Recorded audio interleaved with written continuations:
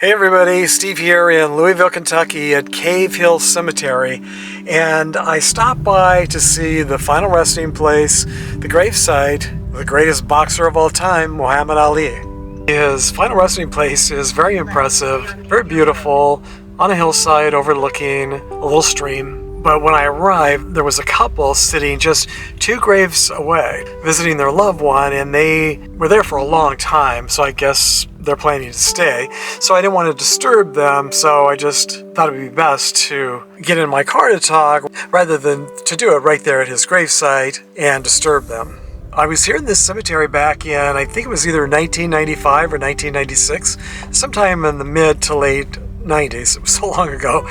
I was here on a work trip, and I only had a little free time, but the free time I had, I decided to spend here in the cemetery. So I spent time walking around, exploring, and I just accidentally found the gravesite of Colonel Sanders. And at that time, this was way before YouTube, way before cell phones and videos on your phone. And I just took 1 picture or 2 pictures of his gravesite. And it was a ugly day, and the pictures didn't turn out very well, and that was that. And I didn't really think I would ever be returning. Now today I'm here and I'd like to go see Colonel Sanders' gravesite again, but the cemetery is almost closing. I got here really late. I drove up from Nashville. So I'm not sure exactly where I'm going to be tonight, where I'm going to be staying tonight, if I'm going to be coming back tomorrow, if I'm going to be staying in Louisville. Everything's kind of up in the air because of another gravesite that I was hoping to visit, and the cemetery was closed today. I have to make alternate plans.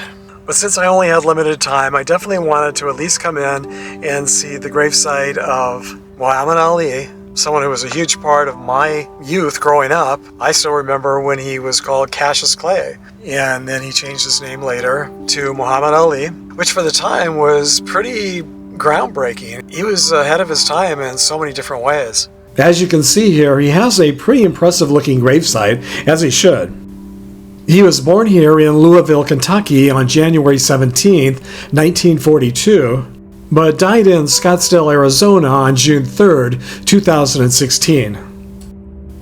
He had been diagnosed in 1984 with Parkinson's syndrome, but his cause of death was septic shock at the age of 74. And his funeral was watched on television or online by an estimated 1 billion viewers worldwide. In 1960, at the age of 18, he won a gold medal at the Summer Olympics in the light heavyweight division. And then later that year, he turned pro. He went on to win many heavyweight championships and titles, and became a worldwide cultural icon of the 20th century.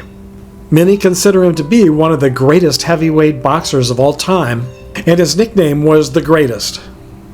The inscription on his headstone reads, "He took a few cups of love, he took 1 tablespoon of patience, 1 teaspoon of generosity, 1 pint of kindness, he took 1 quart of laughter, 1 pinch of concern, and then he mixed willingness with happiness. He added lots of faith, and he stirred it up well, then he spread it over a span of a lifetime, and served to each and every person he met." The inscription on his upright monument reads, "Service to others is the rent you pay for your room in heaven." As always, thanks for joining me on another trip to the past. And until our next trip to the cemetery together, thanks for sharing the memories, everybody.